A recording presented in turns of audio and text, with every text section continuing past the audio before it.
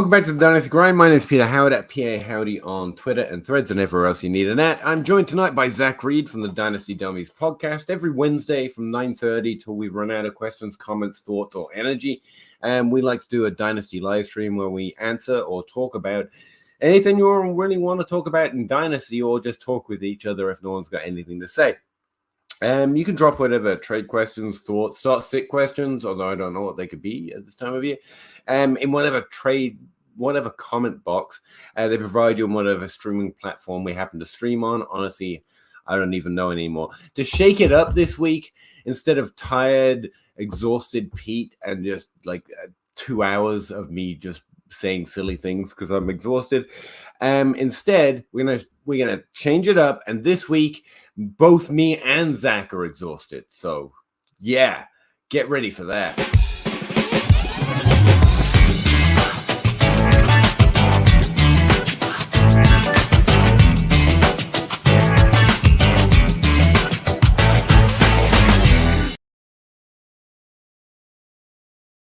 Hey Zach, how's it going? Not too bad, Peter. I'm fired up. I'm wide awake. I can tell you're just full of energy. You could go to 1 in the morning. I'm right there with you, my man. Yeah, I didn't know what to name this show because I honestly haven't even been on Twitter for the first time in I was born, much at all.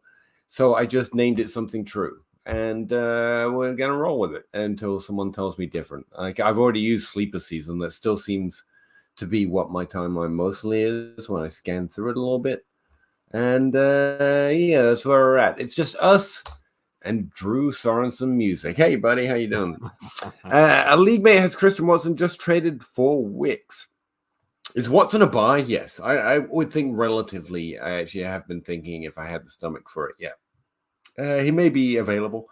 What's a good price? What's not too much? Well, that would also answer the question of if he's a buy. Like, if you have to include a first in the trade, it's too much.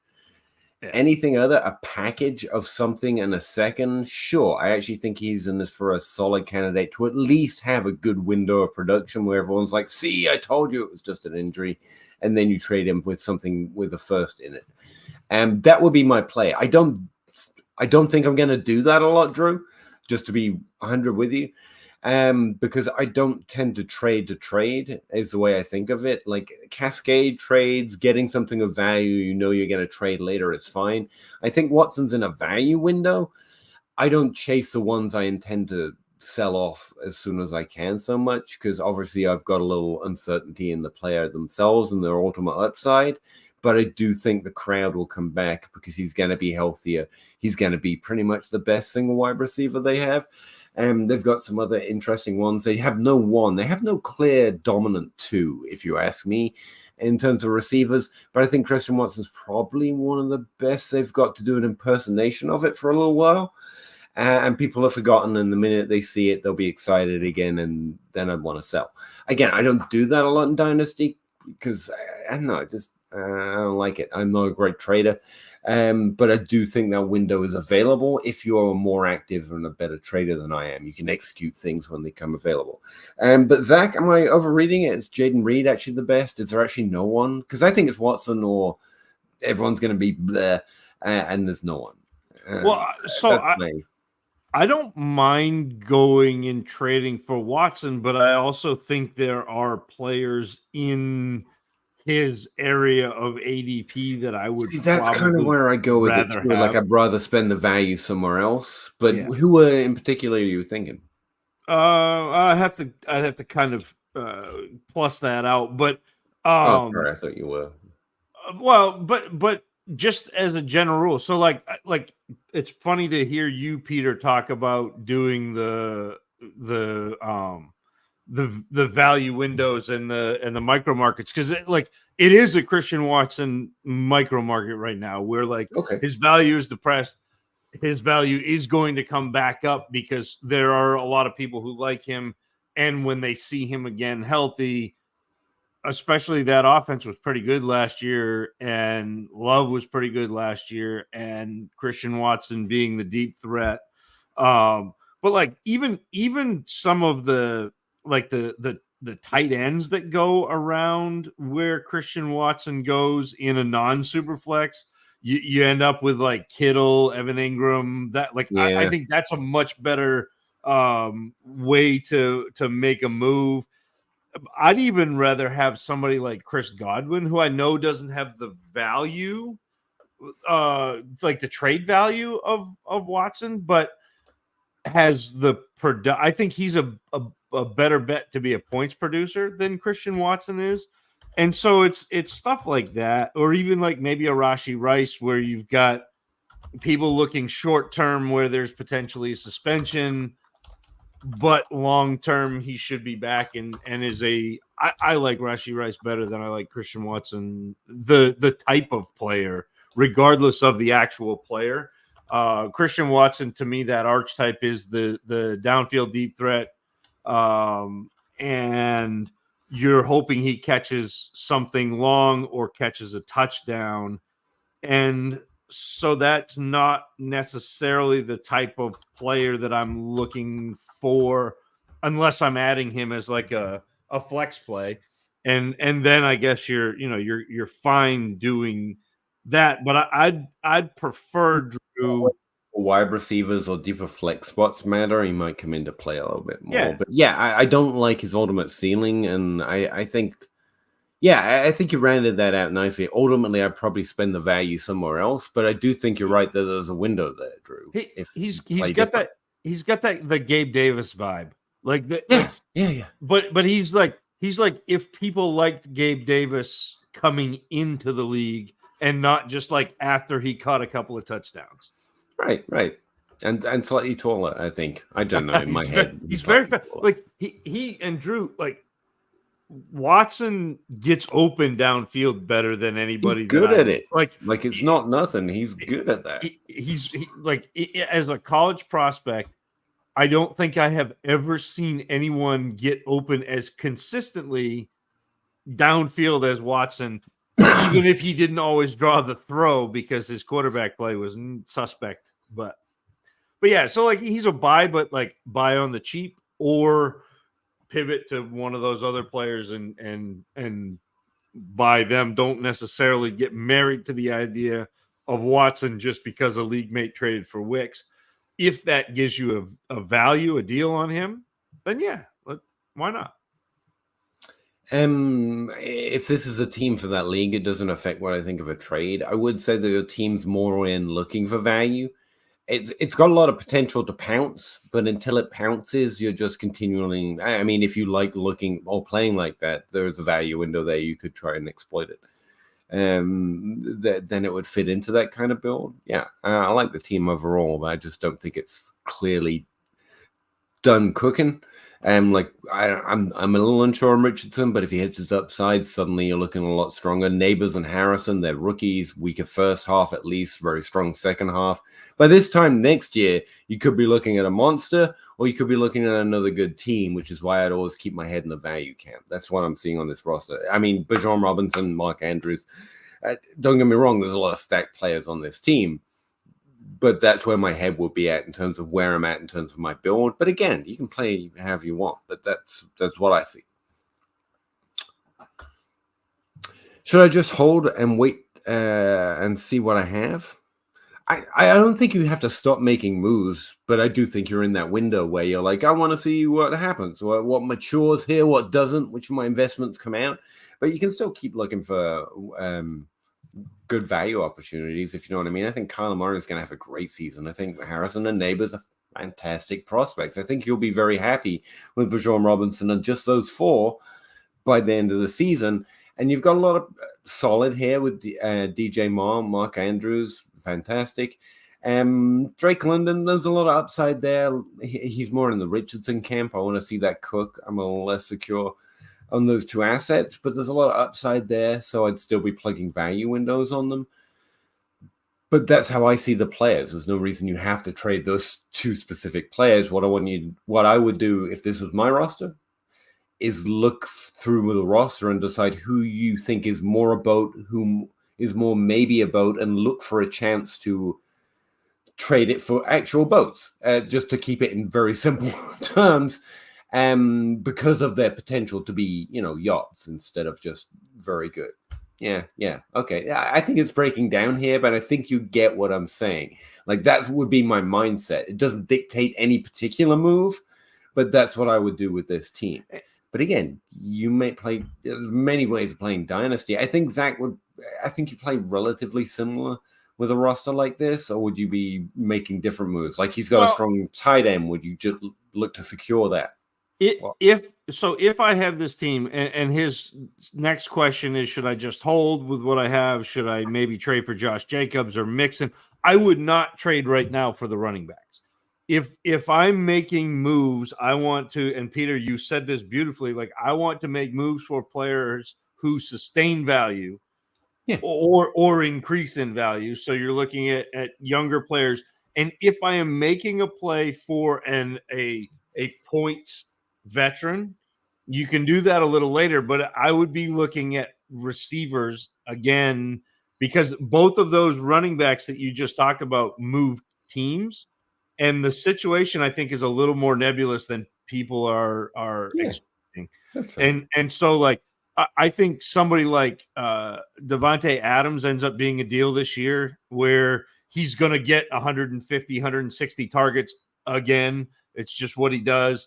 I think Cooper Kupp, the demise of Cooper Kupp has been greatly exaggerated because Puka Nacua came in and had a good year and Kupp was injured. Deontay Johnson, maybe? Yeah, Deontay Johnson. Like, in his camp. That's a beauty. Yeah, that is exactly the area of players that I would be looking to target, where they are not as expensive. You're going to get a ton of points, and you probably get a year or two out of them anyway. So if I'm bolstering a lineup, you can bolster your starting lineup with guys who are more redrafty players, because their points propositions they're not sexy.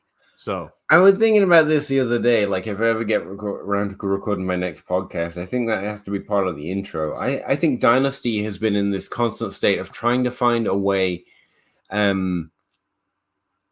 What was it? I don't know. Trying to play Dynasty like redraft successfully. It is quite often something I've heard things like that. I more want to try and find a way of playing Dynasty that would work in redraft. If you know what I mean, it's the same thing, but reverse it a little bit. Like, the way I play Dynasty should work in redraft.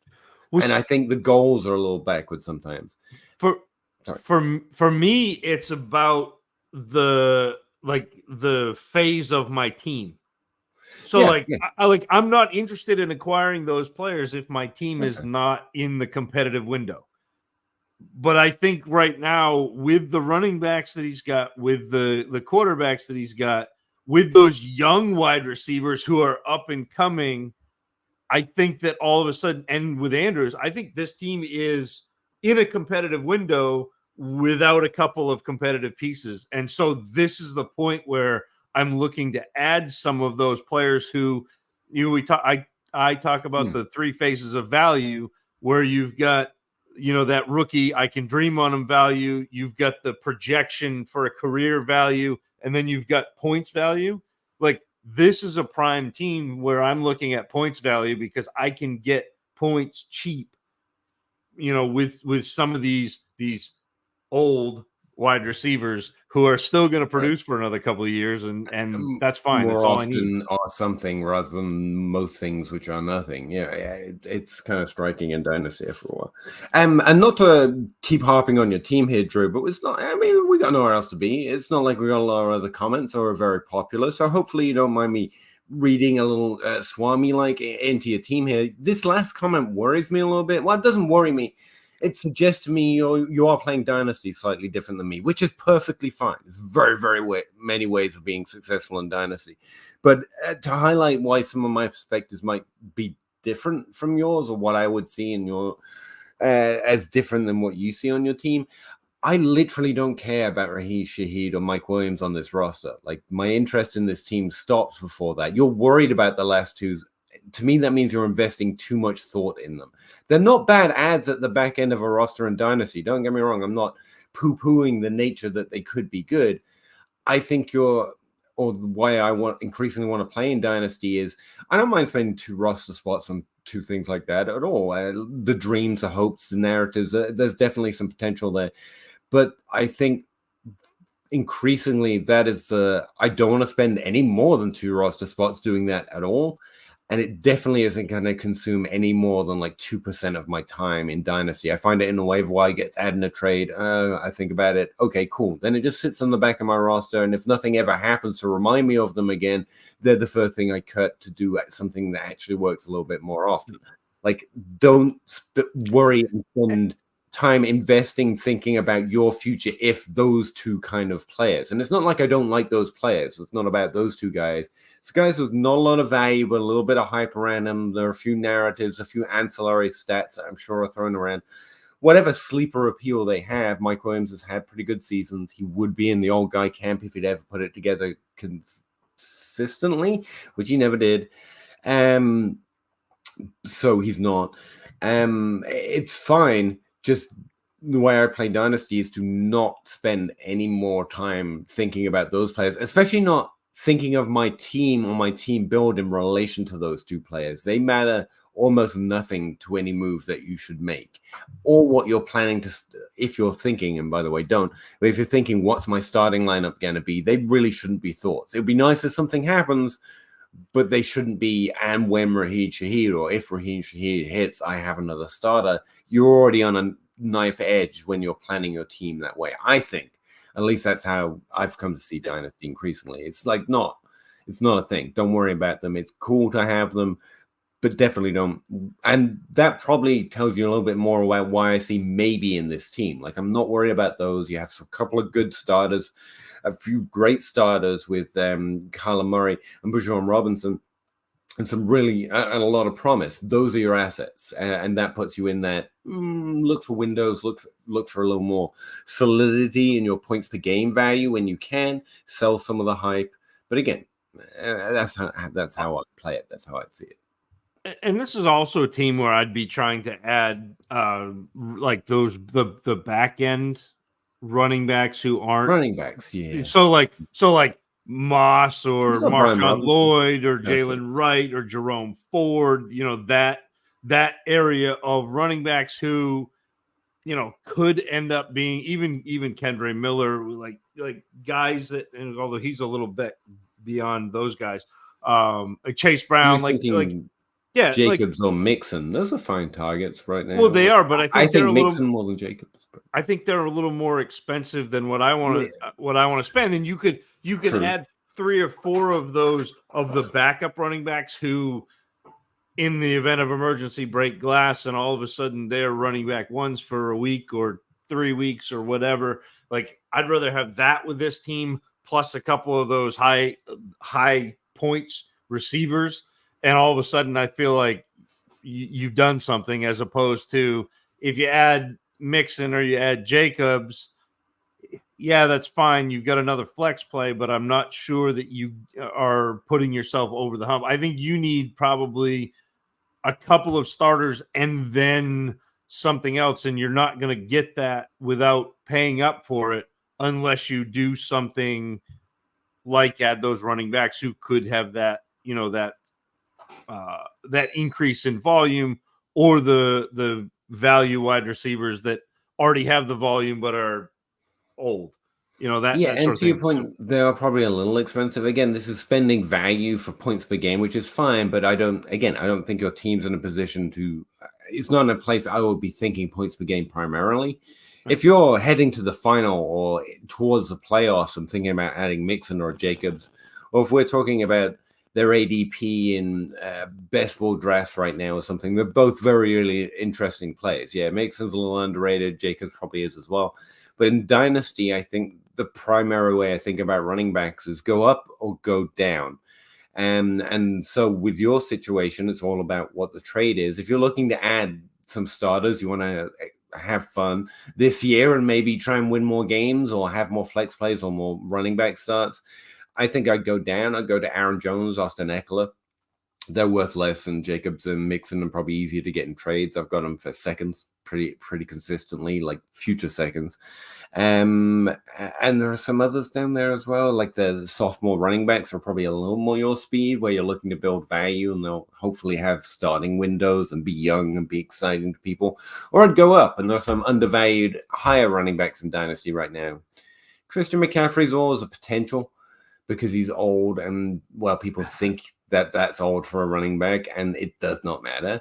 Alvin Kamara is probably a little more down in the down list actually at this point, because he's worth more like what Aaron Jones is, and that's definitely worth it for points per game bet.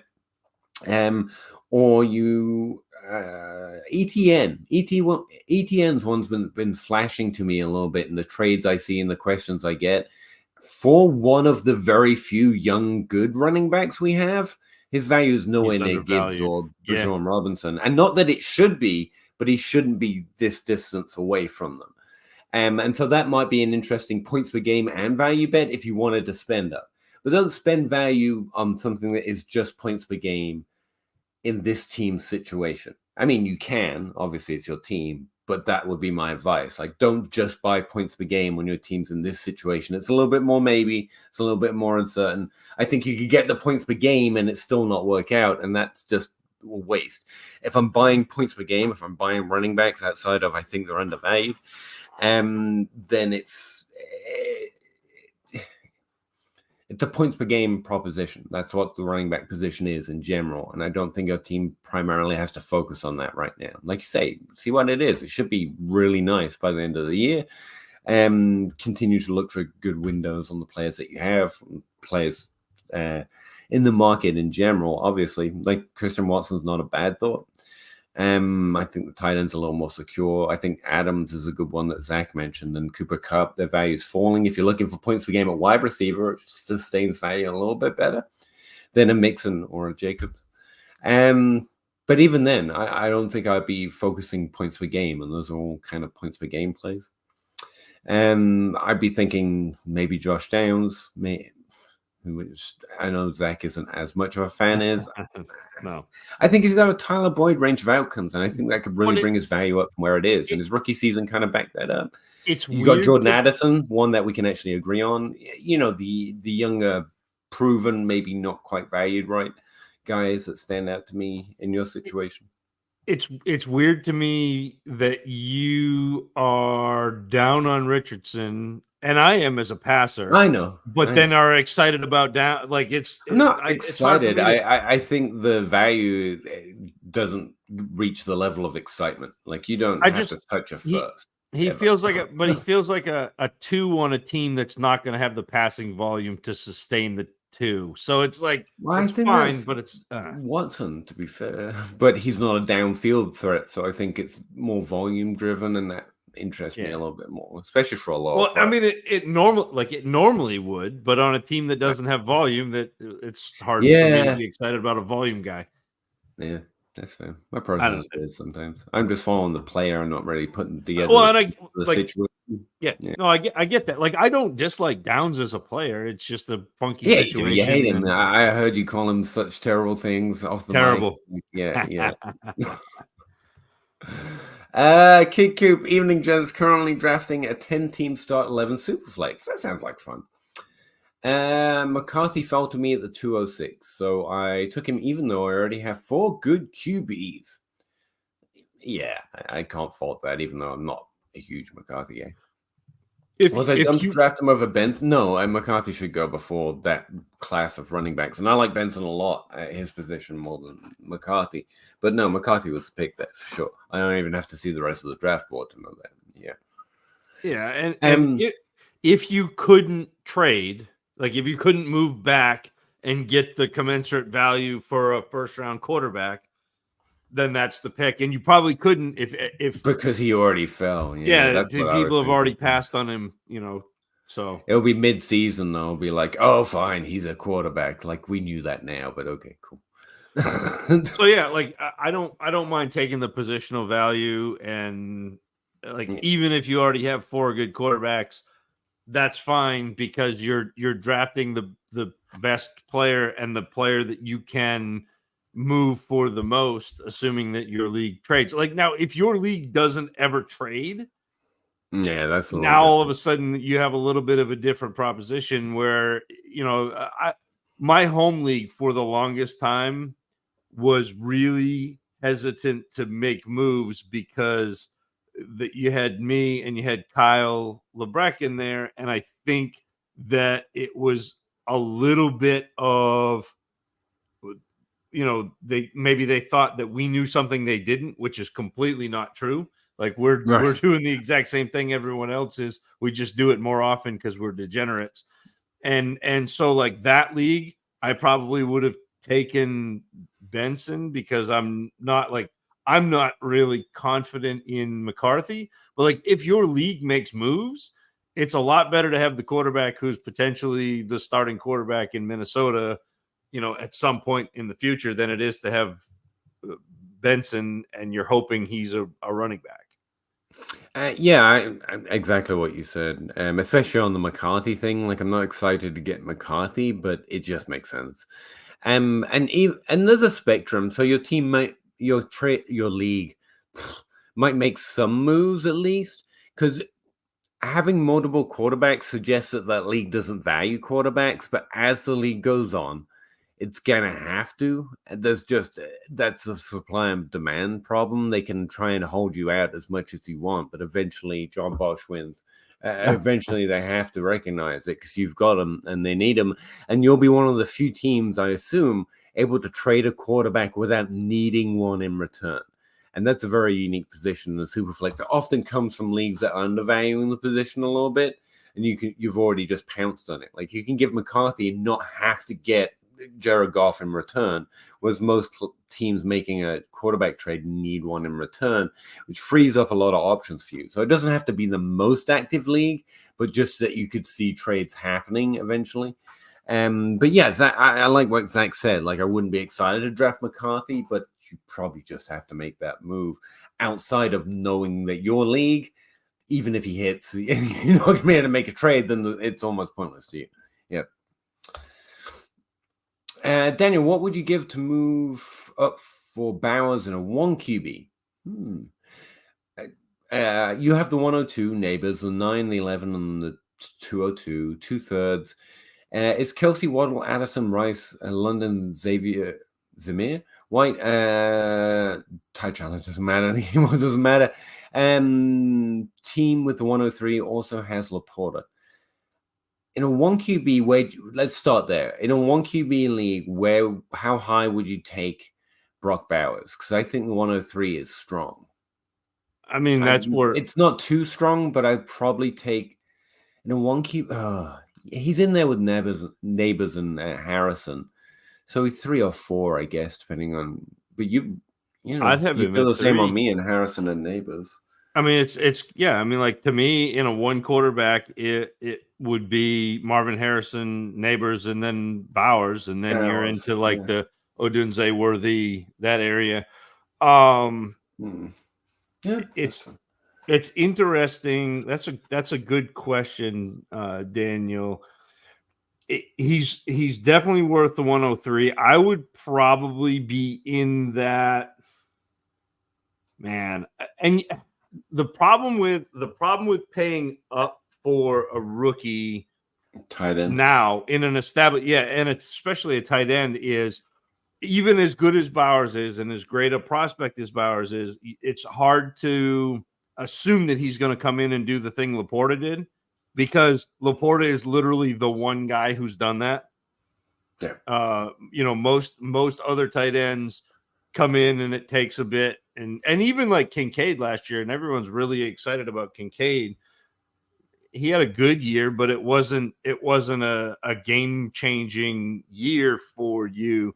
So it would probably be, to me, in that range of I mean, I'm not giving up Addison. I would give up Rice for him. I would give up London, but I would want something back probably. And I'm not sure if you get, like, it would be like London for Bowers in a second or something like, something like that.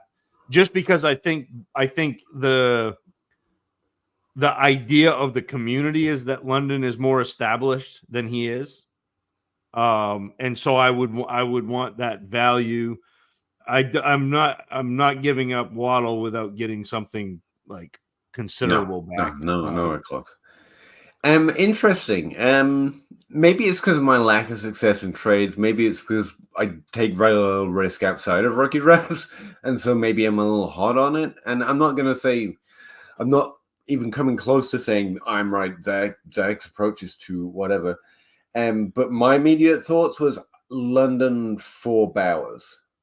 I don't mind. I actually don't hate that. I actually even rolled that around in my head. And I'm not saying you should make that offer. You know your league and you have to get comfortable with the offer you want them to send. But I've gotten used to going really hard on a trade like this because this is where I want to take my risk and trying to make it as awe-inspiring as possible. Like at first I thought the 9 and the 11. And I was like, no, I probably offer the 9 and the 202, which would get rejected. And then I'd try the 9 and the 11 and I've already fatigued them and they would say no. So instead, I was like, what else would what would get it done and put me in a position I'd be happy with? I would offer London.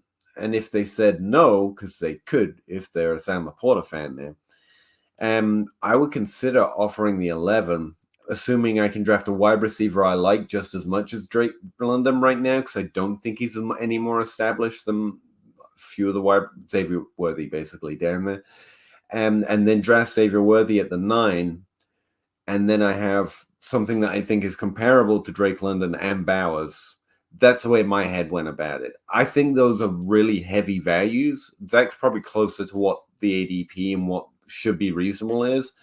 But I could make myself comfortable with some offer like that. Just London straight up or sending London and the 11 and getting something maybe in 2025 or 26 thrown at the back of it, almost as an afterthought, but it becomes a crucial thing next year, kind of a thing. And actually walking away with a wide receiver I like as much, probably Worthy, and Brock Bowers for the cost of just Drake London. And, you know, whoever he gets at the 11, maybe Brian Thomas.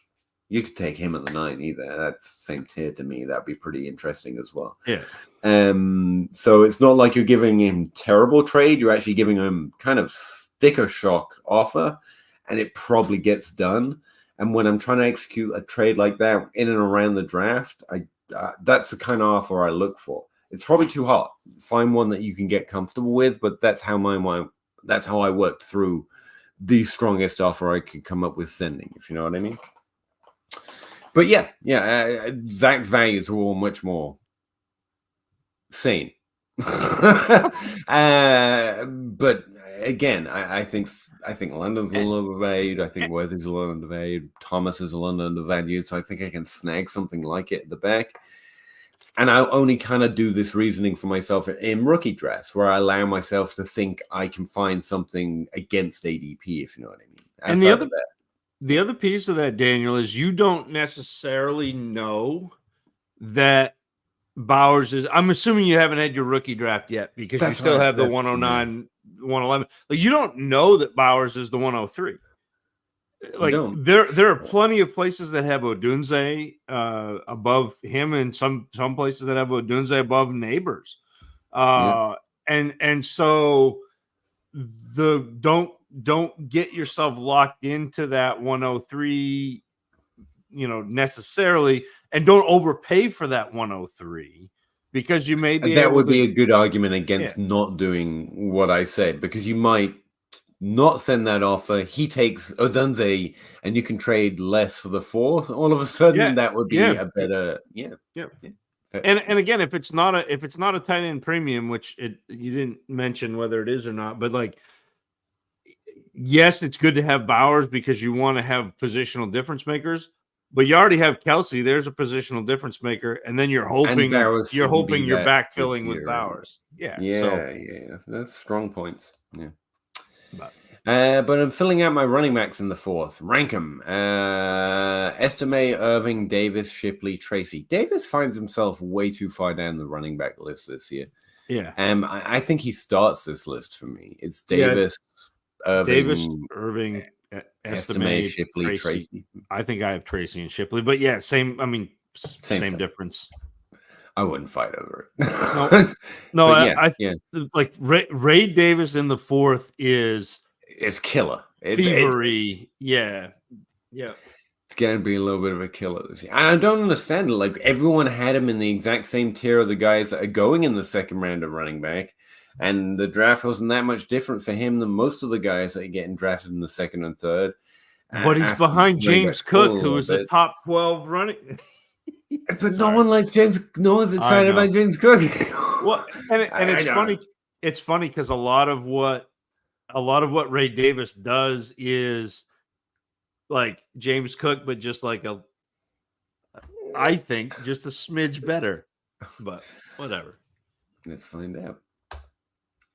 What's up, boys? No questions, but I got my bachelor's and got a job with the Commanders, so I'm hyped. Congratulations. Thanks for all the work you do. Lakers and Commanders, congratulations, man. On both accounts, man. A job, a cool job, a very fun-sounding job, but also congrats on graduating, man. That's some hard work, especially you've been going through school through some of the roughest times there have been to go to school socially. So, yeah, that's awesome, man. Congrats. Kid Coop, same format. Would you give Deshaun Watson for a 25-second? What was the format? 11 Superflex. Start 11 Superflex. 10 team. Yeah. Deshaun Watson for a 25-second and fourth before it's too late, or just wait for the season.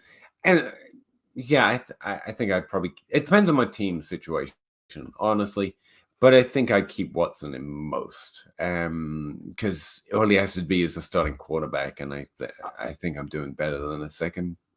This is another one of those where I would pivot not to a second, but like the equivalent of a 20. So like again, be looking for Ingram, be looking for Kittle, be looking for one of those undervalued, maybe one of those receivers that people think are done and on the trash heap and try to do that. This it's the same kind of group that we talked about at the beginning with Drew Sorensen. Like it's that type of, like, to me, points plays. I'd rather do that than the second, unless my team is like abysmal, and then like I don't know, trade him for I guess, but man, I think I'd rather hang on to him. I'm not a Watson guy.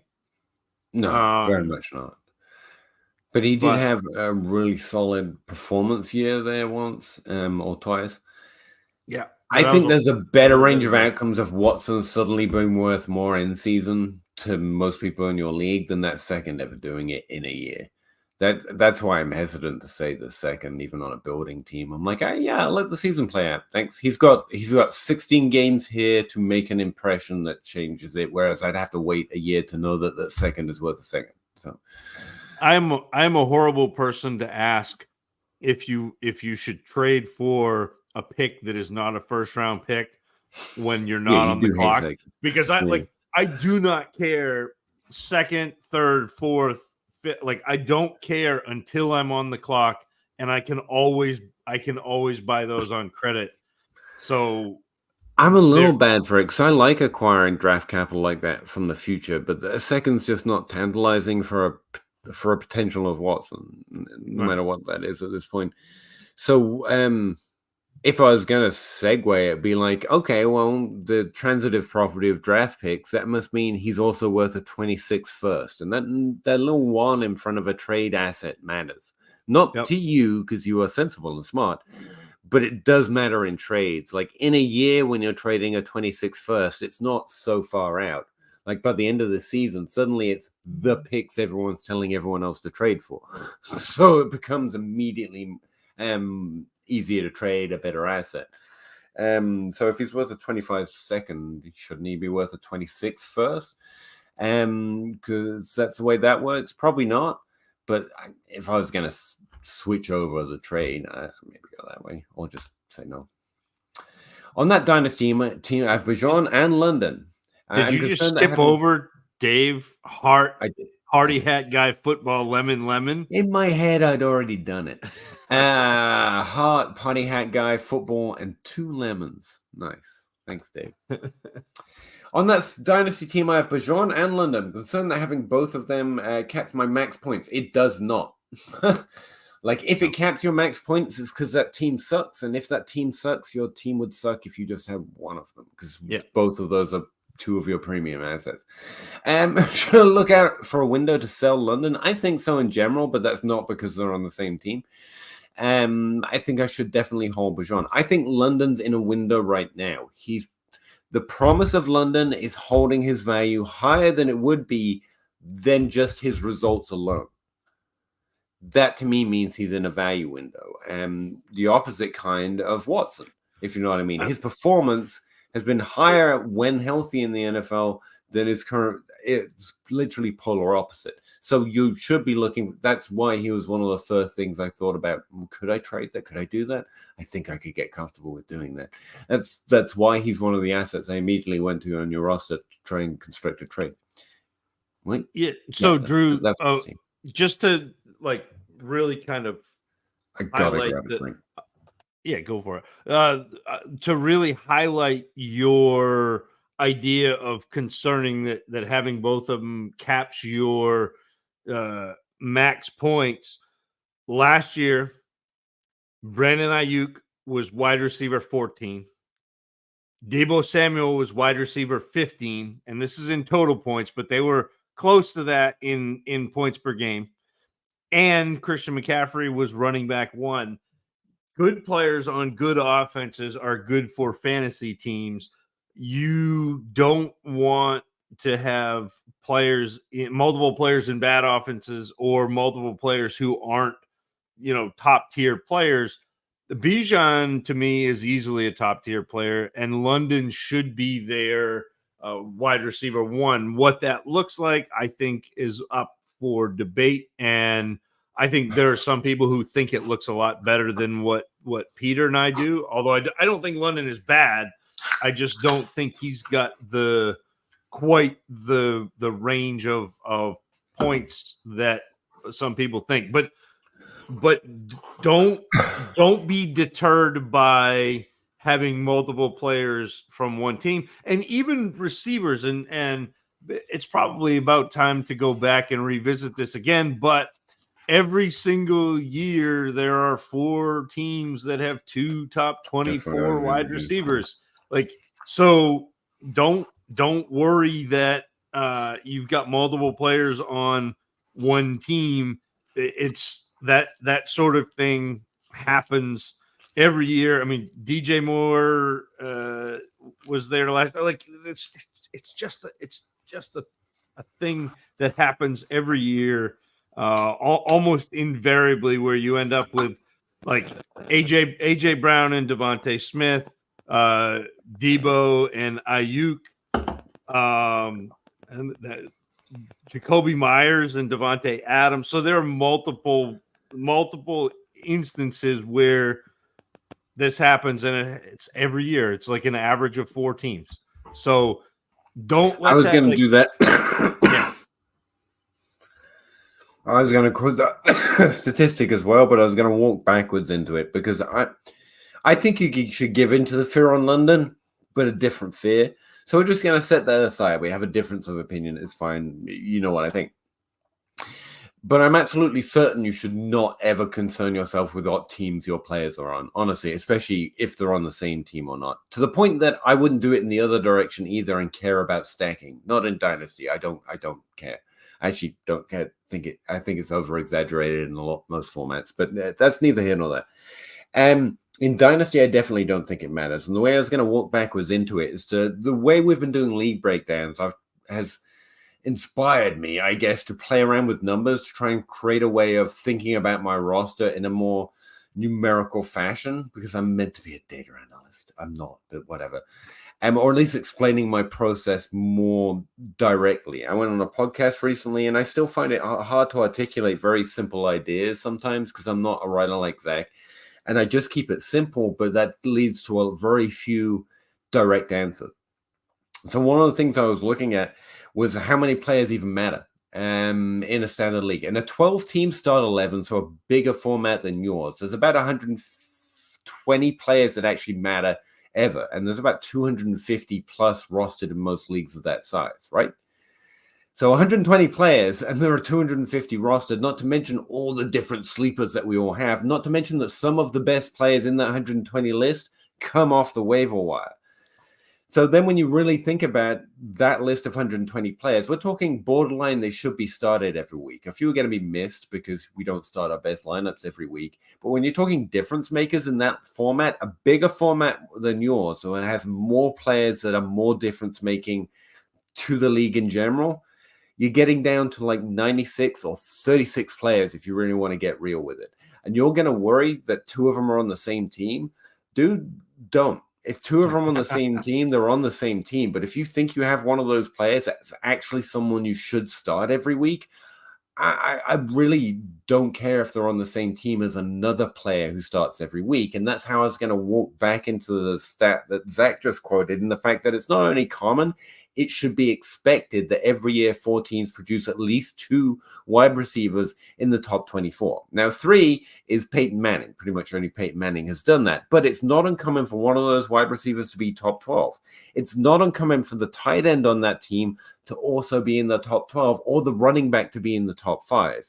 Because good teams are producing a ton of yards and touchdowns, which is what we're chasing. So it actually makes a lot of sense that the good players are on the same teams rather than all the good players being on different teams, if that makes sense.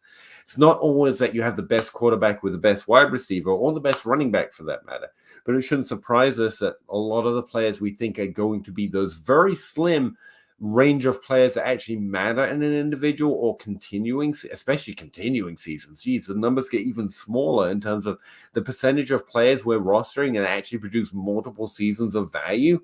The numbers are smaller than you would imagine.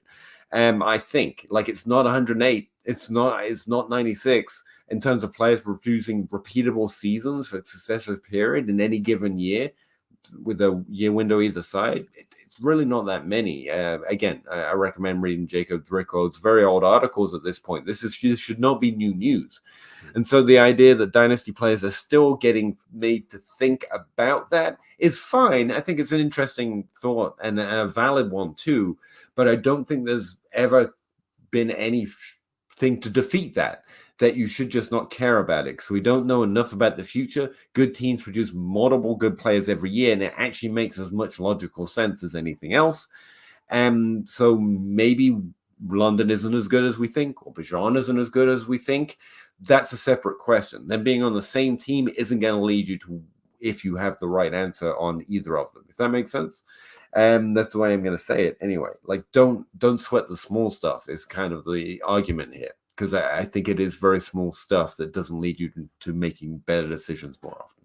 It doesn't matter. I do have share a little fear with London that I think is a little bit more reasonable, but there you go. Philip J. Fry, Futurama reference. See, I swear I've been saying that. So not or Leggett. Pass. I mean, it's Leggett, but it is a pass. Like, I want to know where you're at, like what your pick is. Oh, hold on. I have an offer for a 25-second for Senate, but wondering if Leggett is fair. I would trade either of them for that second for a second. But same place. And you have 2 great tight ends, so like I wouldn't even sweat it. Like 2 really great tight ends.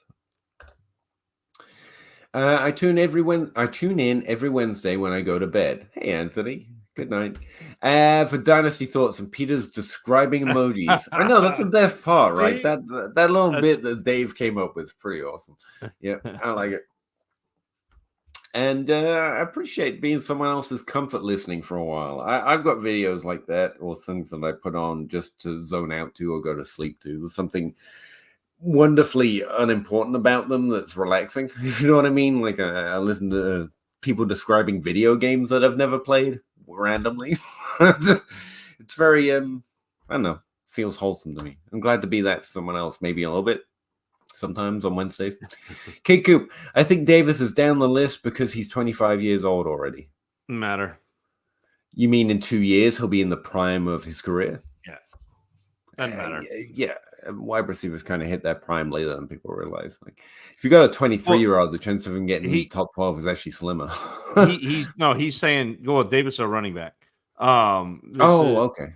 This is Ray, where we had our list of Ray Davis, Irving, Estime, and then whoever, Shipley or Tracy, doesn't matter. The idea behind running backs is that you're going to either have points quick or they're not going to be anything anyway. So it really doesn't matter. Objectively, he is a much more talented player than anybody else on that list. So that you can play it how you want, Kid Coop, and we that's fine. Like, I'm not going to tell you you're wrong, but the way we would make that list is Ray Davis was my running back 3 pre-draft. I still think he's probably a late second, early third round pick in rookie drafts right now. And then the others are, I do like Bucky Irving, but I think he's almost a pure pass catcher. Estime, I think, is almost a pure between the tackles grinder type player. And then the other two, I think, are satellite backy, hope that they catch passes. So, I mean, not to elevate this above what it is, but that was a complaint against Najee Harris. And 3 years in, no matter what's going to happen with Javonte Williams next year, and I do think he's all undervalued at this point, Harris has brought you 2 top 12 years that no one cares about, like in the same way no one cares about Joe Mixon's years because they weren't fancy, because most top 12 running back performances aren't fancy. Travis Etienne's the only one from the draft cast that was a better pick. And that was a competitive draft order for a lot of us, especially based on landing spot and other ancillary things that don't matter. Like, age matters, especially how you're producing at different ages. And age matters in Dynasty for value, but it's principally at this point because other people think age matters. That's mostly how age matters in Dynasty. It does matter for NFL production, by the way, but we are so over our skis for it that the amount that it matters for production doesn't matter for Dynasty because we are overvaluing it so much. Even at running back, and running back is a pure points per game proposition most of the time.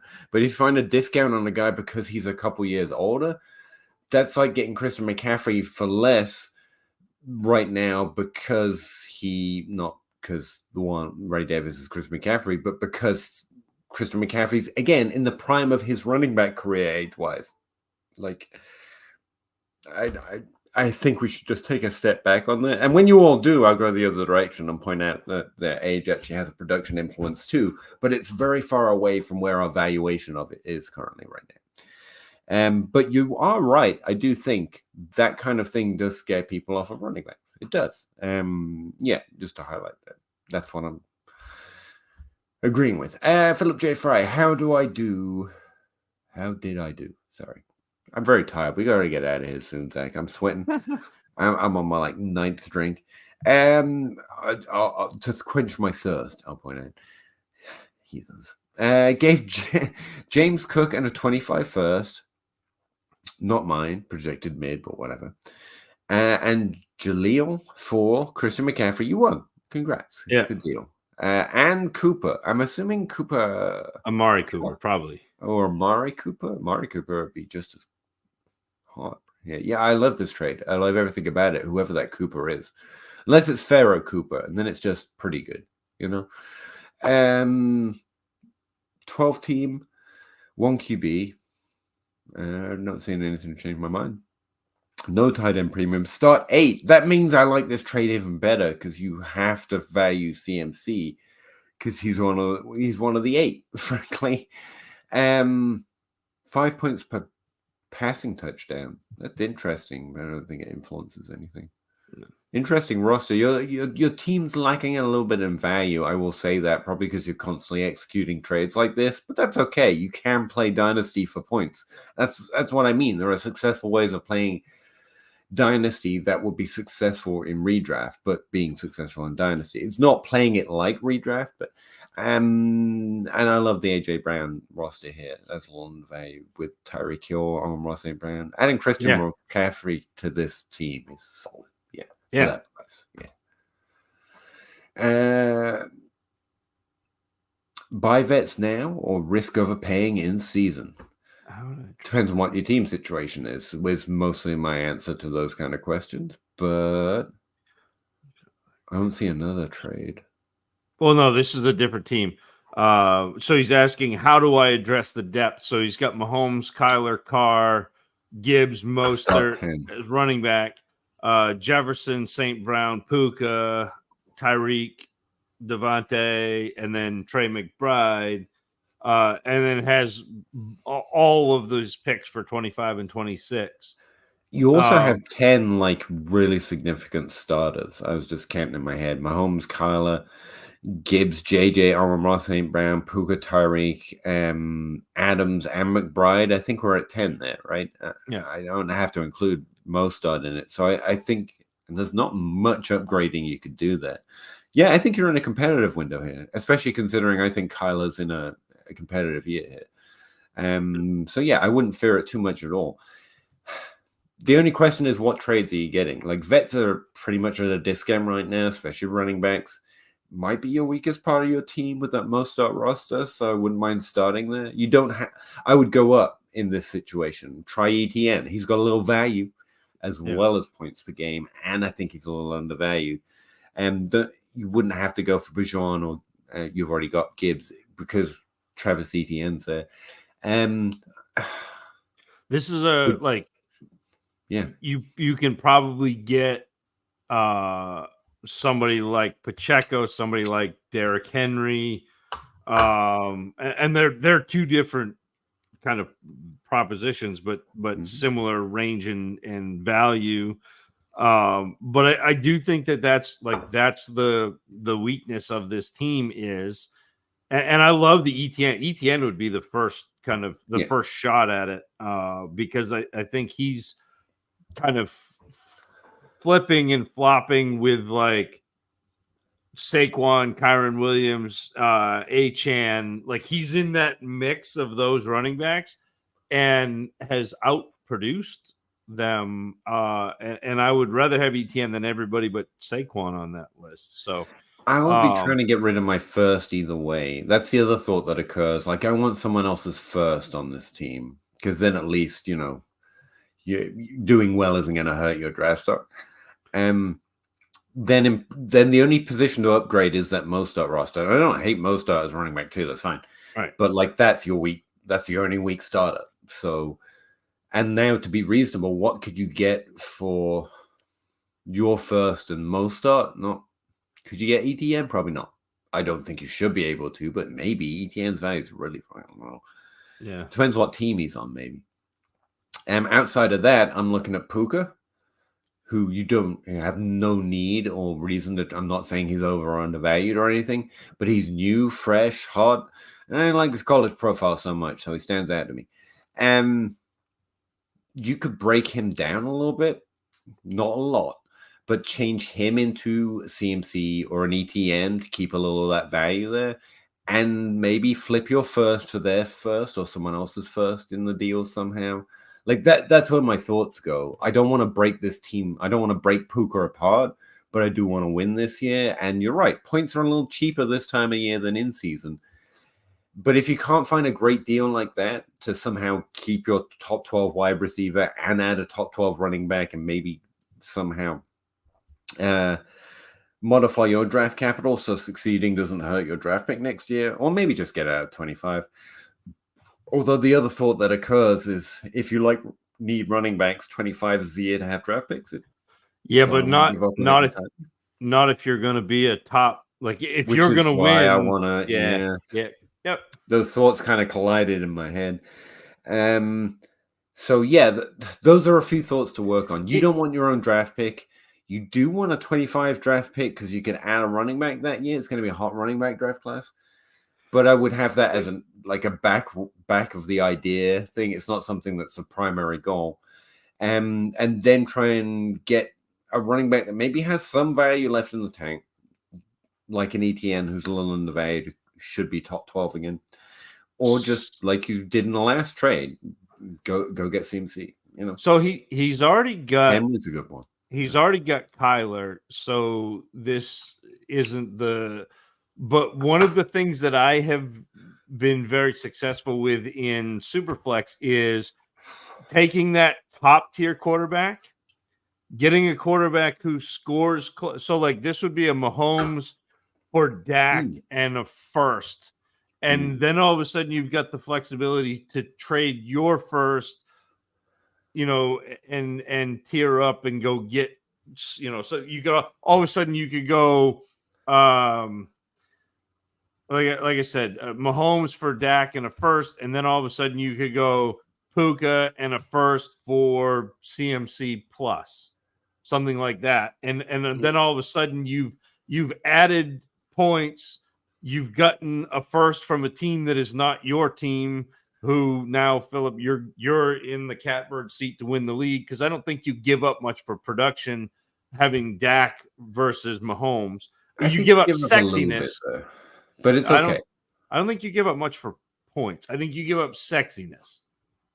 But no, I think Mahomes' points bounce back to a little bit towards his average. But you're right that Dak's never been too far off. I mean, there's a tighter window there that most would think. Yeah, and that's what I mean. And then if you can get the difference maker, like if you can go get CMC or something like that with your first plus Puka, who's sexy, and get something back. All of a sudden you have really made some hay, added a little bit of depth, but added more points and the ability to add more depth. So no, I think those are great ways to try and do the goal. Yeah, add points, but maintain or even push value out a little bit, because you don't need your value right now. You might need it later. And so it's okay to start thinking like that. I don't know. I came up with anything concrete there. Zach did. Hopefully some of them will spur a thought. It really depends. I've been looking at my rosters and see what team has what things that might be more interested in the type of things you have to offer. Sexy QB1 overall, hot new young rookie wide receiver, 25 first. It's probably low, but maybe don't mention that. And see who might be interested in your league and what assets you could snag to do something like what Zach was just talking about. Thoughts on DJ Moore? Is it a replaceable wide? No, it's not replaceable. It's not replacement level. That falls into that flat category. I have always felt DJ Moore is more of a top 24 wide receiver, but he has shown pace that suggests he has a better ceiling for fantasy. I'm not talking actual player or actual skill. He's clearly, I think, one of the best. But yeah. Overall, yeah. A lot of context there, but I'm mostly just agreeing. It's interesting because he does fall into that flat category in terms of value, and his like Amari Cooper. Yeah, and like his median outcome is in that flat range, but like he's got a pretty good, spike. Yeah. So and this is gonna blow your mind, Philip. He literally just turned 27 in April. So, like, actually, DJ Moore has been in the league for 36 years, and he's only 27 years old. And again, like, he's coming into that prime. So, like, 27 to, like... 27 is literally the most common age of a top 12 wide receiver. Yeah. It's like... It's not just like the average or the players average out. No, the age of top 12 wide receivers, most of them are 27. Yeah. It's like bang in the middle there. What's your strategy for SFB40? I tried to buy Addison's sheet so I could apply my little value calculation to it and come up with an idea. And it said it was in my cart. Then I went to buy it. It was like nothing in your cart. And then I went to add it to my cart again. It was like, you can't add a second one to your cart. And I was like, you are gaslighting me at this point. I'm going to try and buy it when I'm not on my phone.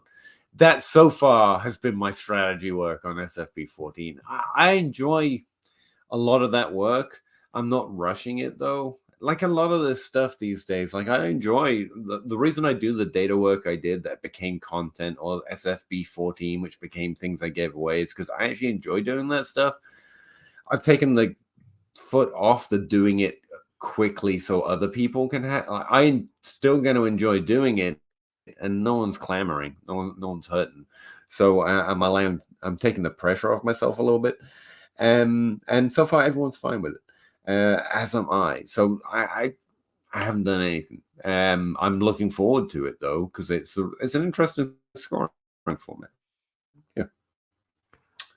Zach, I saw your compiled draft list. That would seem pretty comprehensive. Did you like what that? did you come up? I spreadsheeted that. So I have no idea right now. Currently, I am at the 7 spot, but I am in a Boston Live division that every year is just a knife fight, and so I've got Andrew Cooper, who's Coupe Fiasco. I've got Mike Fiala, who is Daddy's Home. I've got Gilchrist. It literally, like, it doesn't matter what I plan to do.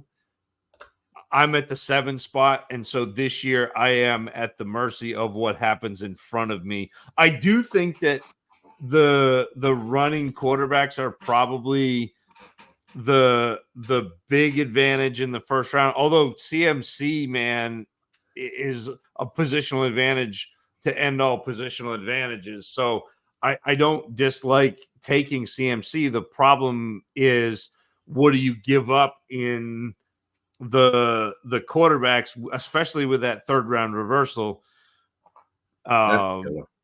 So it'll be interesting to see how things fall. And I get that and your statement of doing the opposite of what the majority of people picking in your draft slot think, that's probably a good thing, as long as you hit on it.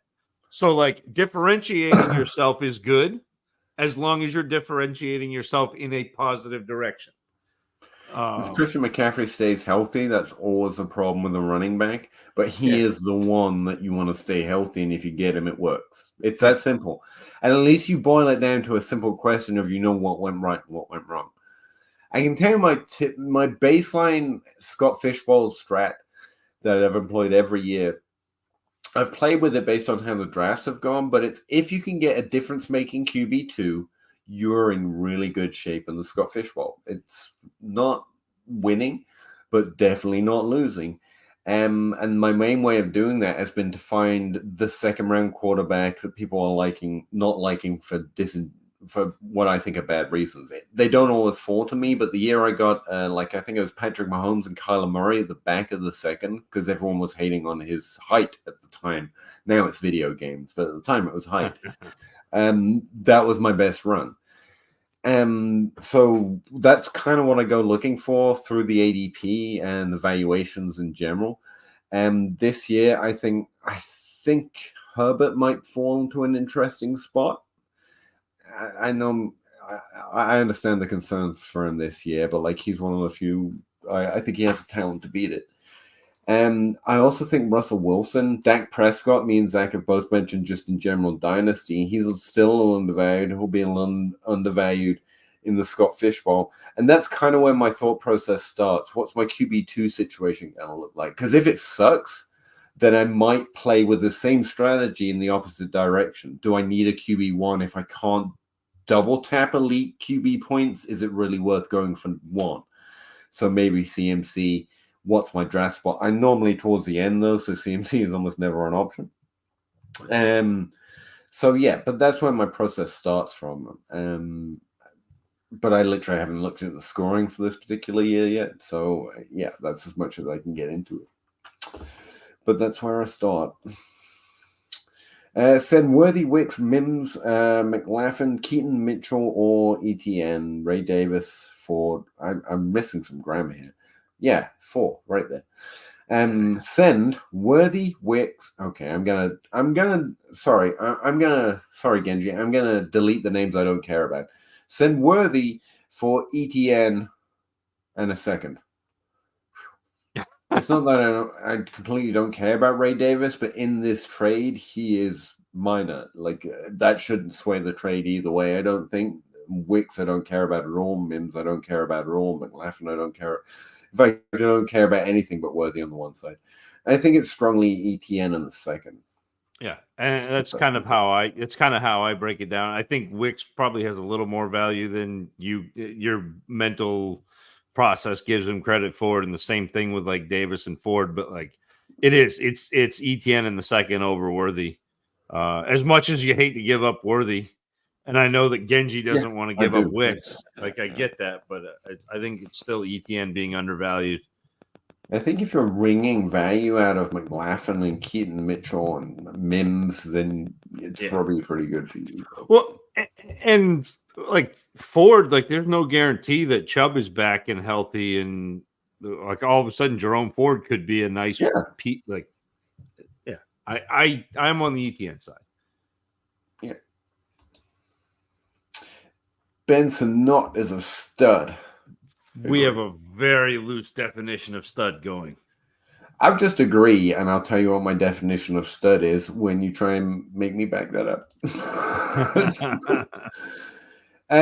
Daniel, in a 1 QB league, what QBs are you targeting outside of Kyler?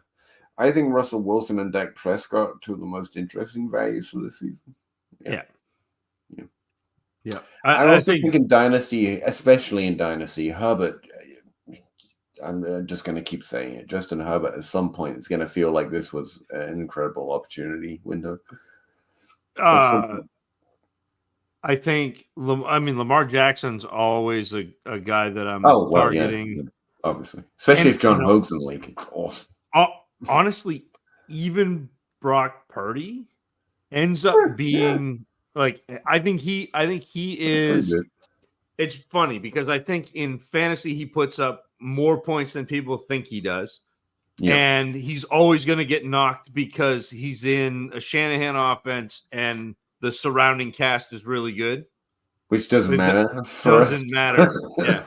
And he's crazy efficient. He's good when being pressured, like all of the things you want in a quarterback. Yep. But he was the last overall pick. But he also got good players to throw to. That's it. Wow, he's terrible. The last overall pick in a draft. He's in the Shanahan. He's a system quarterback. I watched a system quarterback for 20 years do it in New England, and I'll take that too. So Tom Brady card will never die. Yeah. 2 lemons. Yes. Thank you, gentlemen. No problem, man. Appreciate it. What would I give for ETN? What would I give? Oh, Mahomes' team. Can I go back to Daniel's real quick with the what quarterbacks are you targeting outside of Kyler? Yeah. Would you consider drafting a quarterback with a late first? I would draft Jaden Daniels in a 1 quarterback league with a late first. I would not draft Caleb Williams with a late first. Your 202 that you've got, I'd start to think about Caleb Williams. But like Jaden Daniels, if he does what he could, all of a sudden you have a points proposition that's worth taking that shot on. I think Caleb Williams is probably like his ceiling is like a low end QB1. Like QB 10, 11, 12. I actually feel like his midpoint is Trevor Lawrence, if you know what I mean. Caleb Williams, yeah. Yeah. Yeah, but Jaden Daniels has that, like, if he runs for 800 yards, it doesn't matter what he could throw underhanded, left-handed. Yeah, it's the Lamar Jackson corollary. Yeah.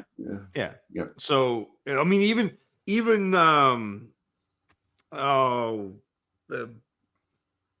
the Bears, the Pittsburgh kick returner, Fields. Even Justin Fields was a QB1 in games that he started just because of his rushing upside, even though he wasn't a NFL quarterback. So like and it didn't matter. Like, it doesn't matter for fantasy. You don't care that you're going to have a first round pick again next year. So, and the year after that. And so if Jaden Daniels comes in and gives you like 8 weeks of QB1 production, boom, that's a win. If he gives you 2 years of QB1 production, that's way beyond what you gave up for a late first, because you're hitting a first round pick at 50%, and you're not hitting 50% in the late first, overall, like as a general rule. Like obviously, year to year it's different, but so yes, I would consider drafting a quarterback with with your 109 or 111, because Jaden Daniels is worth that. Sorry, we can keep moving on. Lemon and ETN. I think Philip was asking about your ETN idea here. What would I give for ETN? Or my ETN idea. Like I said, I would add a first or something. I actually would take Puka to him and see if you could get a first plus ETN back. Yeah, that's not bad. My first idea. Yeah, I think that's pretty solid. I mean, if you can get away with your first and most start, do it. But I think that you'd be sending a NAF trade. How far off do you think? How much more than a first do you think you'd have to add?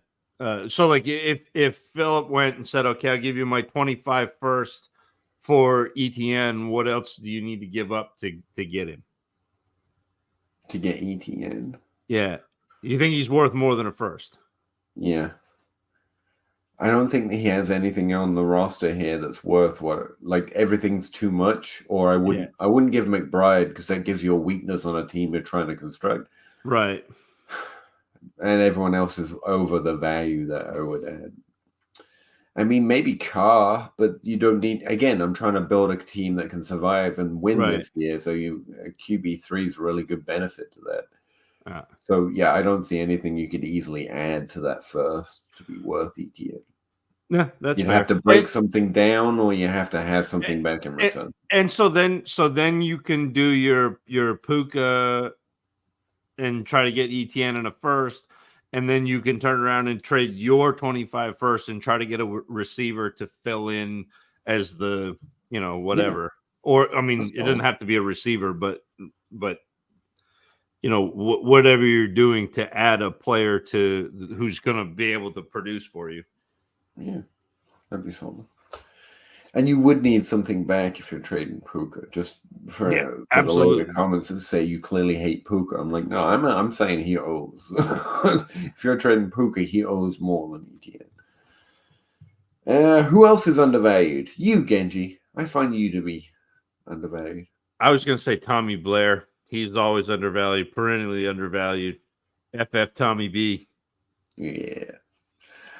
I don't know. No idea. I haven't looked recently. You can check my ranks. That does that automatically. It creates a value list of who I'm particularly high on versus DLF consensus, because ADP is too slow and ranks technically can update constantly. They don't. But Devontae Smith continues to be undervalued. He's like a back end that's a good one. Wide receiver too.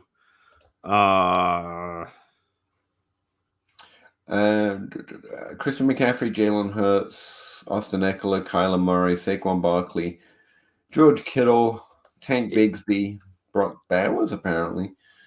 First wide receiver is Stephon Diggs on my list, and then it's Tutu Atwell, but okay. Then Xavier Worthy, Brian Thomas.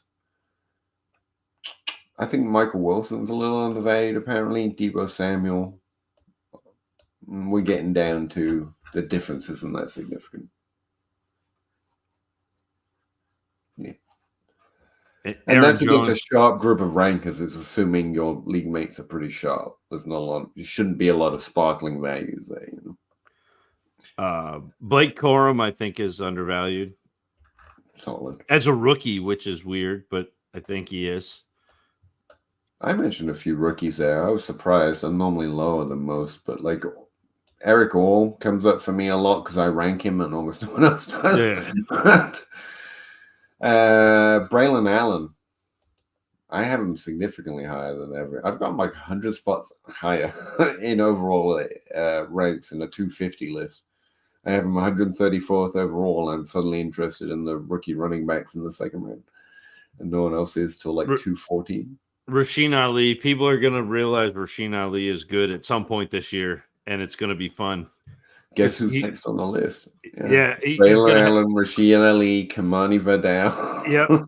Yeah. And like Vidal, like, it's really funny because they just came out and said they're looking for. Oh, actually, it might have been Eckler, where Eckler moved. He said he moved teams because he wasn't what they were looking for. Like, he didn't want to carry the ball 300 times, right? And that's what they're looking. And it'll be interesting to see what happens with that. But Vidal is a really nice name to have in the back of your mind. But Ray Davis. I honestly, rookie-wise, I still think Brian Thomas stands out like a light. Freiermuth? Because he's in the same range as Worthy for me, and Worthy's the one I think I'm grabbing in the end of the first round.